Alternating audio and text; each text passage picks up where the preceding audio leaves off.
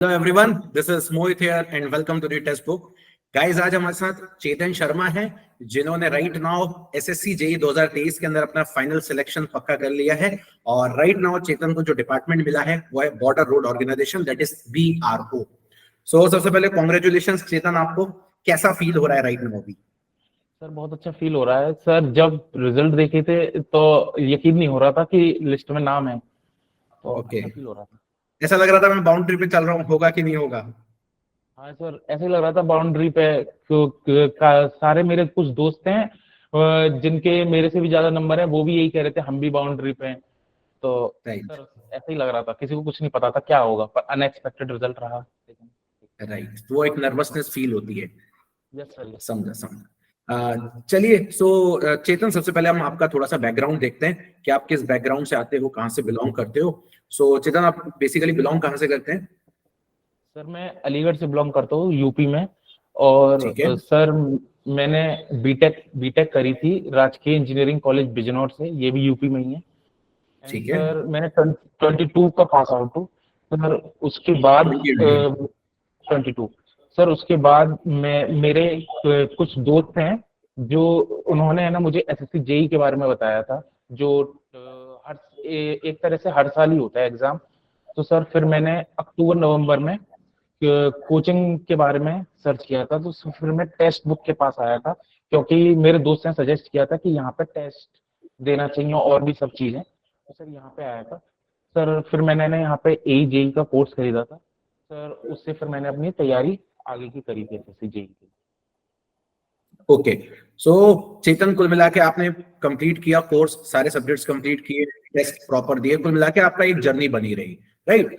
कभी मैं इस पूछूंगा, कभी ऐसे उतार चढ़ाव बीच में आए? क्योंकि काफी सारे बच्चे जो रहते हैं उनको ऐसे उतार चढ़ाव बीच में आते हैं, जैसे पढ़ तो रहे हैं अभी, जैसे हजारों बच्चे अभी राइट नाउ ऑलरेडी पढ़ रहे हैं, राइट? बट बीच बीच में उनको कुछ ऐसे, कोई दोस्त उनका कुछ बोलता है, कभी वो ऊपर नीचे होते हैं, कभी सोचते हैं मैं ये भी पढ़ लूं यहाँ से, ये भी यहाँ से मैं पढ़ लूं, ये बुक भी कर लूं, ये क्वेश्चन भी कर लूं, ये टेस्ट भी दो। तो अगर इस तरीके की चीजें कभी दिमाग में आती थी तो क्या करा? मतलब सब कुछ करने की कोशिश करी या एक चैनल के थ्रू आगे चीजों को मूव ऑन किया? वो सबसे इंपॉर्टेंट चीज है आज की डेट में स्टूडेंट के लिए। सर सब कुछ करने की सबको लगता है सर मैं ये कर लूँ, कहीं ये ना छूट जाए, मेरा सिलेक्शन होगा ना हो। तो सर मेरे को भी यही लगा था। तो सर जिस दोस्त ने मेरे को मतलब एसएससी जेई के बारे में बताया था, मैंने उसी से दोबारा से यही बात अपनी रखी थी। तो सर वो एक अच्छा दोस्त था। तो सर उसने है ना मेरी हेल्प करी थी कि है ना पहले अपना एक सिलेबस किसी एक तरीके से कंप्लीट करो। तो सर मैंने ठीक है ना ऑनलाइन कोचिंग से ही पहले पूरा सिलेबस अपना नोट्स वगैरह प्रॉपर बना लिए थे, पूरे एक एक चीज लिख ली ठीक। थी, जिससे मेरे पे नोट्स प्रॉपर हो गए थे। फिर उसके बाद सर मैंने टेक्स्ट बुक से टेस्ट दिए थे जितने भी हैं। तो उसमें जो भी टॉपिक्स आता था, जो जिसकी मेरे को जानकारी नहीं रहती थी या मुझे लगता था कि नोट्स में नहीं है, सर उस टॉपिक को मैं लिख लेता था और फिर उसको मैं है ना किसी बुक से, स्टैंडर्ड बुक से सर्च करके अपना पढ़ लेता था। सर ऐसे करता था। उसके बाद फिर कोर्स कंप्लीट करने के बाद फरवरी मार्च का समय आया होगा, मार्च अप्रैल का समय आया होगा, फिर अपन धीरे धीरे आगे मूव ऑन करने गए, फिर मई जून का समय आया, करते करते अक्टूबर आ गया सीपीटी 1, फिर लास्ट के 3 मंथ में क्या कर रहे थे? सर लास्ट के 3 महीने तक मेरा सारा कोर्स तो पहले ही कंप्लीट हो चुका था, लेकिन सर रिवीजन रह गया था, क्योंकि सर हम्म। एसएससी जेई में नोट्स बार बार रिवाइज करने चाहिए, क्योंकि छोटी छोटी चीज छूट जाती थी दिमाग से। कुछ कुछ टॉपिक्स ऐसे थे, आते थे, नोट्स देख रहे हैं, आ रहे हैं, लेकिन सर रिवाइज नहीं कर रहे थे, या फिर रिवाइज ऐसे जल्दी में कर लेते थे तो वो टॉपिक दिमाग में नहीं रह पाता था, तो टेस्ट टेस्ट में गलत कर देते थे वो क्वेश्चन। तो सर बार बार रिवीजन करा, जितना हो सके उतनी बार। टेक्निकल का तो ज्यादा ही रिवीजन, क्योंकि सर उसका वेटेज तो वैसे ही एसएससी में सबसे ज्यादा है। और साथ में हम्म। साथ सर नॉन टेक भी लेके गया था, रीजनिंग और जी के जीएस भी लेके गया था। ओके। सो चेतन, ये बोलूंगा इस मोमेंट पे आप डायरेक्टली इंजीनियरिंग किया है, अभी बीआरओ मिला है, ठीक है? और थोड़ा सा फैमिली बैकग्राउंड कैसा रहा है? मतलब फैमिली में कौन कौन है? सर मेरी फैमिली में पापा मम्मी और एक सर बड़ी बहन है। सर बड़ी बड़ी सिस्टर? बहन, हाँ बड़ी सिस्टर है मेरी, तो बस। और क्या करती है दीदी? सर दीदी टीचर हैं, स्कूल में पढ़ाती हैं सर। ओके। और फादर क्या करते हैं? सर फादर की दुकान है सर, बिजनेस चलाते हैं। Okay, okay. So point is की चेतन, अभी कैसा लग रहा है घर में सबको? मतलब बिकॉज फैमिली के एक अलग तरीके से आप जा रहे हो, फादर अलग कर रहे सर थे, दीदी अलग कर रहे हैं, आप अलग जा रहे हो। सर सबको थोड़ा मतलब पहली बार तो सर जब रिजल्ट आया था मुझे ही बिलीव नहीं हुआ था, तो इसीलिए मैंने सबसे पहले अपनी सिस्टर को दिखाया था कि सही में मेरा ही नाम है कि नहीं। राइट। तो फिर सिस्टर ने देखा था, फिर कंफर्म किया था कि मैं ही हूँ। तो उसके बाद मतलब सबको खुशी हुई थी, क्योंकि सर पूरे घर में सर मेरे पास ही मैंने ही बीटेक किया था, और फिर उसके बाद सर कोई भी गवर्नमेंट जॉब मेरी ही निकली थी अभी तक पूरे घर में, तो ओके, सबको खुशी हुई थी। तो दोनों चीजें एक साथ निकली तो सीधी सी बात है, जो एक्चुअल डिमांडेड है कि भाई इंजीनियरिंग करी है, गवर्नमेंट जॉब की तैयारी करें, तो वो भी एक मिल जाए, घर का पहला इंजीनियर बन रहा है। तो यहाँ पे गाइज आप लोग देख रहे हो तीन चीजें एक साथ कॉमन हुई हैं। पहला इंजीनियर है, ठीक, दूसरा पहली गवर्नमेंट जॉब है, ठीक है, और तीसरा पहले ही अटेम्प्ट, राइट, फर्स्ट ही अटेम्प्ट था यहाँ पर। यस सर, लेकिन यस अभी सर। मन भरा नहीं होगा, अभी लग रहा होगा कि नहीं अब मैं सीपीडब्ल्यूडी तक भी जाऊंगा एक बार, सर एक यस अटेम्प्ट सर, और सर दूंगा जो, मैं, हाँ सर, हाँ सर, सर एक अटेम्प्ट दूंगा, सीपीडब्ल्यूडी के क्योंकि लिए भी। हाँ, तो इसके लिए मैं चेतन से बात भी कराऊंगा। लास्ट ईयर का स्टूडेंट है उदित। उदित पहले बीआरओ में ही था, ठीक है, उदित का पोस्टिंग नॉर्थ ईस्ट में आया, तो उदित बीआरओ में ही था। फिर लास्ट ईयर जो उदित का अटेम्प्ट हुआ है, तो उस टाइम उसकी AIR 52 उदित वर्मा की, ठीक है, तो अभी वो पीडब्ल्यूडी में मुंबई में ट्रेनिंग कर रहा है। तो सेम बीआरओ से सीधे सीधे लोग पीडब्ल्यूडी की ट्राई MES ट्राई करते करते नेक्स्ट टू नेक्स्ट ईयर वापस आते ही आते हैं, यस सर। ठीक है। तो कहीं ना कहीं एक सर ये फैक्टर भी, लेकिन ठीक है, BRO is also good at, ऐसा नहीं है कि it is not an organisation, हाँ थोड़ा सा हार्श एनवायरनमेंट रहता है, लेकिन इट्स ओके, इट्स ठीक है। ना उसके बाद मैं बोलूंगा चेतन, ये तो हो गया आपने कंटेंट जिस तरीके से पढ़ा, एक चैनलाइज फॉलो किया। इसके बाद काफी सारे स्टूडेंट्स को लगता है कि सर यूट्यूब की जो क्लासेस होती हैं, क्या इनकी इंपॉर्टेंस है? तो तूने यूट्यूब की क्लासेस भी मेरी ली है या सिर्फ पेड बैच में ही था बस? सर नहीं सर, यूट्यूब की क्लासेस भी लिए सर, जैसे कि मेरा 3 महीने पहले ही हो गया था कोर्स खत्म, तो सर उसके बाद है ना मैं हम्म यूट्यूब की भी क्लासेस लेता था। सर आपने है ना पेपर प्री से पहले सर रात्रि जगराता भी कराया था, और सर आप क्लासेस भी लेते थे चार हम्म चार से छह। सर उसमें सर जो भी क्वेश्चंस होते थे ऐसा लगता था कि ये थोड़ा अच्छा लेवल का क्वेश्चन है, मतलब मेरे को नहीं आ रहा है या फिर है, तो सर मैं वो क्वेश्चन पहले तो है ना उसका स्क्रीनशॉट ले लेता था। फिर सर उसको है ना सब्जेक्ट वाइज, जैसे यार मिक्स कभी कभी करा देते थे ना, कि कभी कोई सब्जेक्ट, तो फिर मैं उनका है ना उसी पर्टिकुलर सब्जेक्ट की नोटबुक में उस क्वेश्चंस को लिख लेता था और उसका कॉन्सेप्ट समझ लेता था। तो जितनी भी मेरे से गलतियां होती थी टेस्ट में, या फिर है ना मैं आपका लेक्चर देखता था, मैं आपके लेक्चर को पॉज कर देता था क्योंकि सर मैं लाइव नहीं देखता था। तो हम्म उसके बाद मैं फिर क्वेश्चन सॉल्व करता था। फिर सॉल्व करने के बाद अगर मेरे को मैं दोबारा देखता था, सही निकलता था क्वेश्चन तो सही है, अगर गलत हो जाता तो फिर मैं देखता था क्या गलती कर रहा हूँ, फिर उसे सही करता था। ओके, ओके चेतन, ओके। सो लास्ट में आप रात्रि जगराता भी फॉलो करते रहे और ये सारे लेक्चर्स भी फॉलो करते रहे, चलिए बढ़िया। प्रीलिम्स में कैसा लगा? प्रीलिम्स जब अपना हुआ, प्री हुआ, कैसी फील आई, निकल जाएगा? सर ये सर जब प्रीलिम्स देके आया था सर, घर वालों ने भी पूछा था कि क्या होगा, मतलब कैसा, तो सर मेरे को अंदर से फीलिंग तो आ रही थी इसका निकल जाएगा।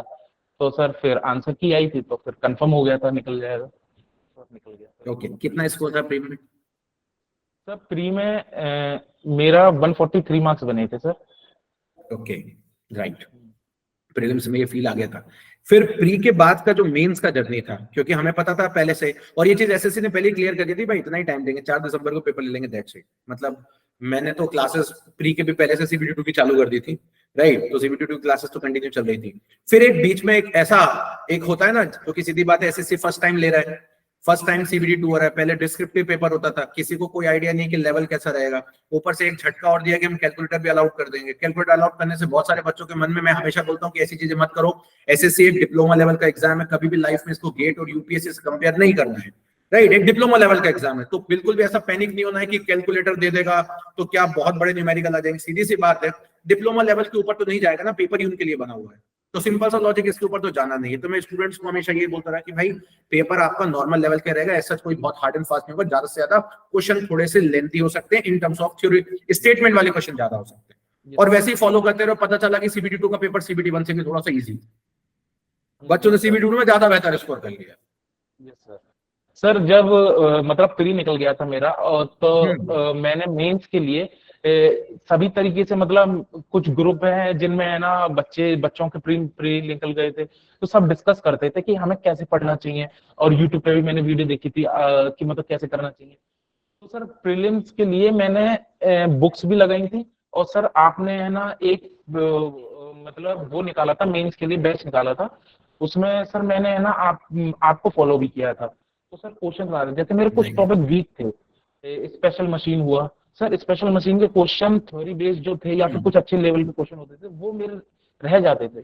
तो सर वो मैंने आपके लेक्चर से देख के थोड़ा स्ट्रॉन्ग किया था। और सर बाकी के मैंने है ना बुक लगाई थी, यूथ की बुक लगाई थी, और सर उसी से किया था जितना भी किया था। बढ़िया बढ़िया। तो चेतन, एक स्टूडेंट को राइट नाउ, मैं दो वैरायटी के स्टूडेंट्स हैं। एक वो बच्चा है जिसका प्रीलिम्स किसी कुछ पर्टिकुलर मार्क्स से इस बार रह गया, और एक दूसरा बच्चा जिसका मेंस भी रह गया।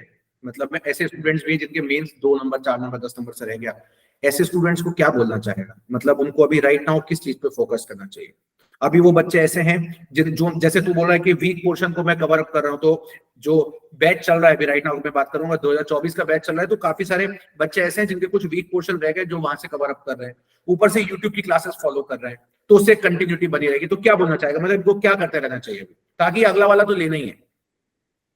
सर पहली बार तो ये कि किसी बच्चे का अगर रह गया है तो वो छोटी मोटी मिस्टेक की वजह से ही रह गया होगा, कोई बड़ी मिस्टेक की वजह से तो नहीं रहा होगा। तो सर ऐसा होता है कभी कभी जब हम स्टडी करते हैं या फिर कोई क्वेश्चन आते हैं टेस्ट में भी, कि अगर कोई क्वेश्चन हमारा गलत भी हो जाता है या फिर हमें कुछ कॉन्सेप्ट आता नहीं है, तो हम उसे सिंपली इग्नोर कर देते हैं कि शायद ये तो नहीं आना पेपर में, और क्या पता कुछ और आ जाए। तो कभी कभी होता है वही क्वेश्चन आ जाता है।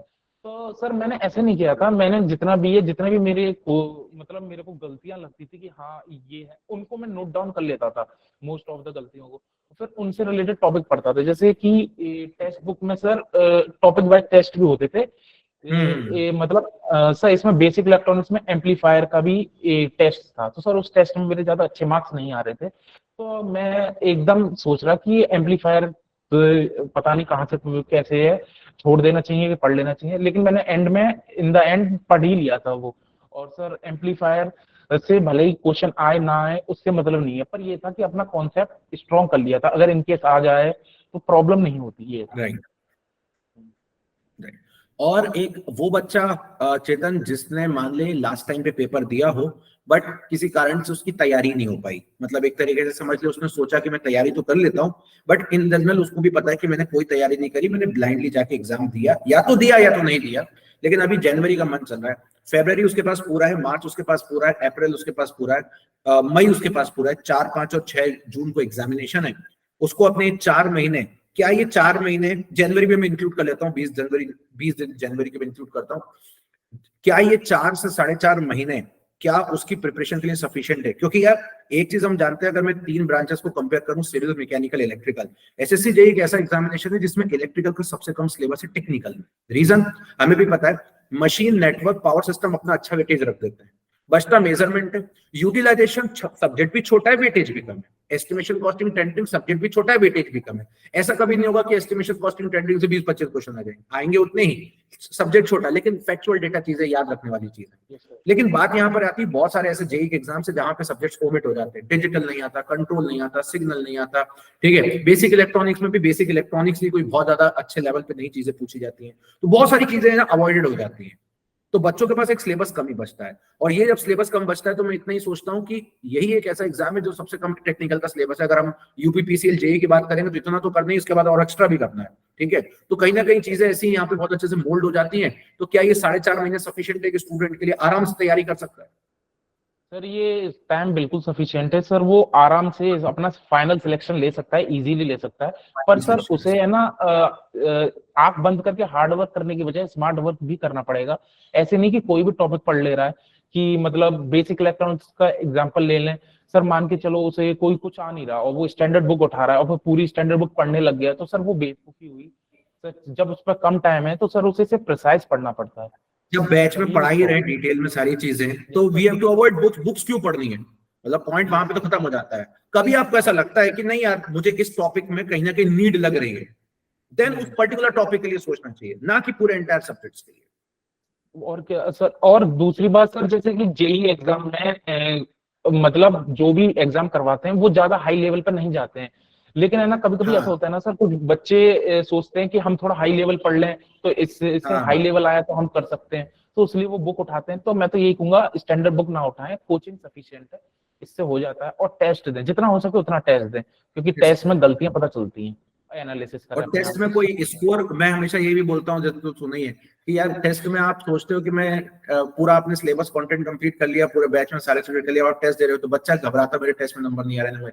यार तो टेस्ट में नंबर लाने के लिए थोड़ी ना है, ठीक है, अब जैसे मैं तेरी बात करूं, वो कितनी रैंक आती थी, कहाँ रैंक आ रही थी, कितनी रैंक आ रही थी टेस्ट में, तो लगता है कि टेस्ट में रैंक इंप्रूव हो जाए, लेकिन मुझे लगता है कि टेस्ट जो हमने डिजाइन किए हैं, अगर हम टेस्ट सीरीज की बात कर ले सिर्फ, तो जो हमने डिजाइन किए वो सिर्फ इसलिए डिजाइन किए ताकि आप अपनी गलतियां पता कर लो। आपको वहां पे जाकर के तीर थोड़ी बनना है कि मेरी फर्स्ट रैंक टेस्ट में आती तो मैं बहुत खुश हो जाऊंगा। इट डज नॉट मैटर कि वो मेन एग्जाम में भी रिफ्लेक्ट कर जाए, मेन एग्जाम में आप गलती करोगे तो दिक्कत हो जाएगी। हाँ सर। बस ये सर, कि गलतियां सुधारनी। सर टेस्ट में ये भी है कि मतलब अगर आपको मतलब ये कंपेयर करना है कि आप कहाँ पे स्टैंड कर रहे हो टेस्ट में, तो नंबर या रैंक के बजाय एक्यूरेसी को मेन टारगेट लेके हाँ, चलें। तो सर हाँ, ये हो सकता है कि बच्चा मेन एग्जाम में उसी एक्यूरेसी के साथ अच्छा स्कोर कर सकता है सर, फिर सिलेक्शन तो कंफर्म हो जाएगा। राइट। ओके चेतन, सो काफी अच्छा लगा आपसे बात करके। और अब नेक्स्ट किसी एग्जाम को टारगेट करना क्या सोच रहे हो, या अभी वाला एसएससी जेईई देना ही है? सर इस वाला तो एसएससी जेईई देना ही है सर, अगर रेलवे में कुछ आता है तो वहां देखते हैं, वरना रेल एसएससी जेईई तो देना ही है। और फिर उसके बाद सर अब बीटेक है तो सर एई का भी फोकस करना है। हाँ, मतलब फिर जेईई आप बन गए तो फिर we have to focus on AE, no issue. सही है, सही है। यस। ठीक है चेतन, तो आई होप कि हमारे काफी सारे स्टूडेंट्स हैं जिनको ये सुन के अच्छा लगा होगा। Already they are in best as electrical classes, तो उनको पता है कि ये सुन के कहीं ना कहीं अंदर से इनहेरेंट मोटिवेशन मिलता है। और कहीं ना कहीं एक चीज ऐसी होती है कि जो एक स्टूडेंट को कहीं वो क्योंकि हम तो दिन भर एक ही चीज समझाते हैं, बट जब उन्हीं के साथी जब उनको इस चीज के बारे में बोलते हैं तो कहीं ना कहीं वो एक बात अलग होती है। बहुत सारे स्टूडेंट्स के पेरेंट्स भी इस चीज को सुनते रहते हैं, उनको भी लगता है कि हाँ, हमारा बच्चा जो है, हमारी बच्ची जो है वो सही कर रही है। तो कहीं ना कहीं वो एक चीज है, पार्ट ऑफ मोटिवेशन है। सो गाइस, इसी तरीके से मिलते रहेंगे। और चेतन, फिर मिलते हैं, दूसरा एग्जाम क्लियर करो, वापस आओ, तो साइकिल बनी रहती पकड़ने की। ठीक है, तभी वापस पकड़ता हूँ तो दूसरे एग्जाम के बाद। ठीक है, चलिए, ऑल द बेस्ट, मिलते हैं, है ना। Thank you very much. Okay.